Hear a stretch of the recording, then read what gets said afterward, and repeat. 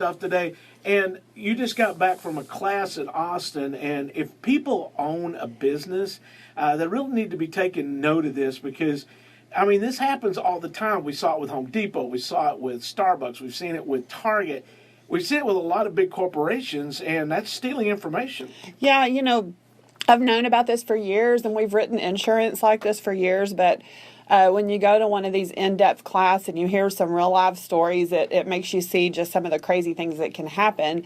And right now the product is called cyber liability, although really the issue is information, stealing information, and it's usually done on the internet.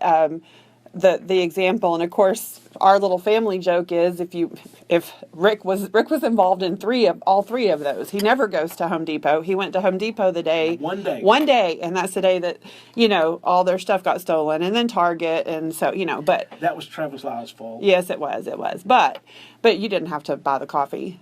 But anyway, but all joking aside, we hear about those big ones. What happens, they run credit cards all day. You can imagine with all the targets all over, how many credit card transactions. There's very smart thieves out there. Instead of using their power for good, they use it for evil, and they go in and they steal that information through the computer, through the internet. Then they sell that credit card information.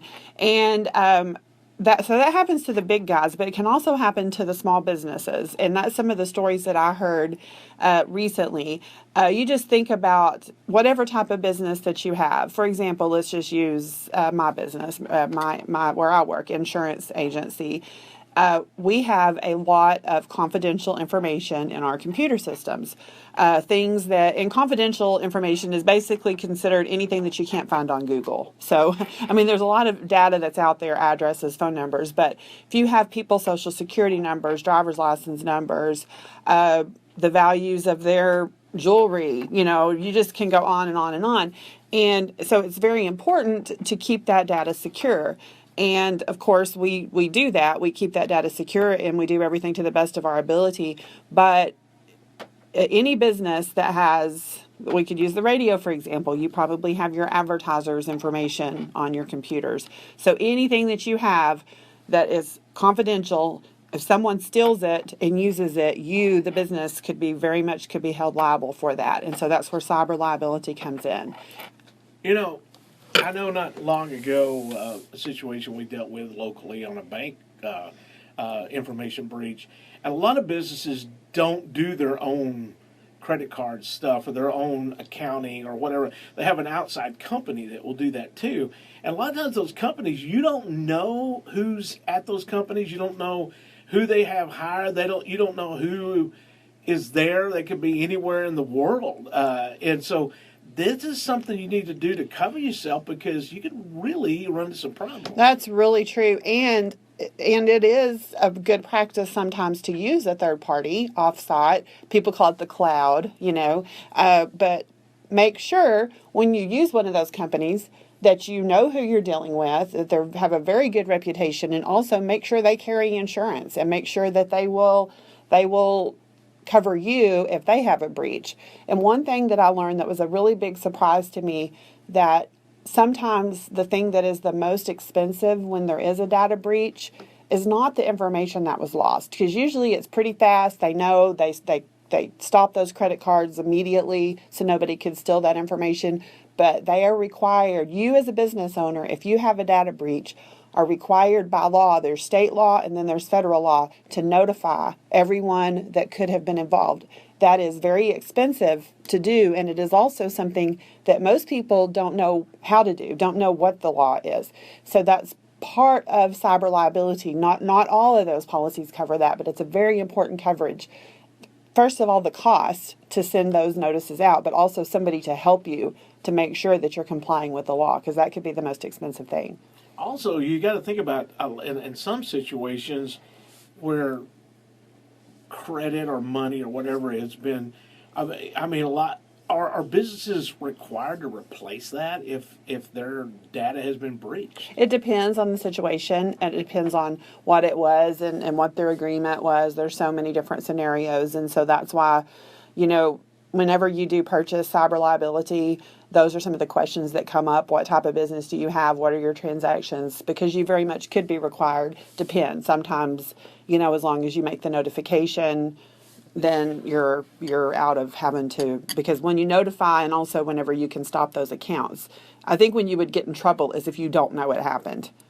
And people Well, are that's losing money if you don't even know that you were breached. And that would be a really bad situation. That means you really do not have good security in place, because you should know if you were breached pretty fast because of your firewalls and your computer security. If you don't know and you don't notify, that's when I think you could really get into a huge amount of money that you might owe. Well, I mean, if you have to reimburse people or anything like that, I mean, some businesses, that could put you out of business in a heartbeat. Yeah, I wish I would have brought it with me, but I want to say that 60% of small businesses, that I think the number was 60%, it might have been 70% of small businesses that have a data breach are not in business within a year if they do not have cyber liability. It's serious.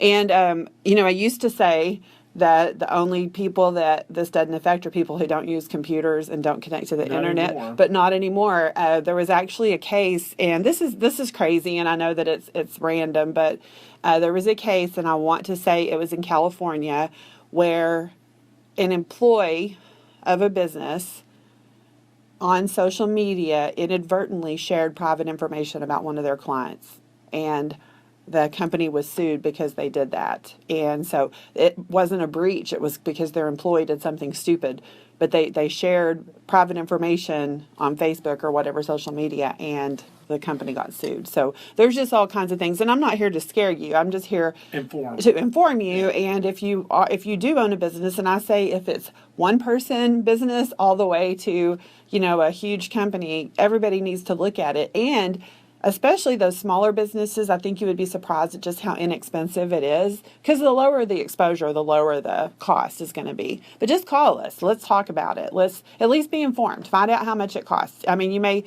decide you don't need it, but at least you have the option. Well, that's the thing, is that if you're out there and you own a business, no matter how big or small it is, that you deal with transactions one way or the other. I mean, you need to just know the cost of coverage. I mean, that's just the cost of doing business. It is. And, we have, because of the amount of information that we have, and I'm not a computer person, so I'm sure there's a more technical term, but we have super duper protection.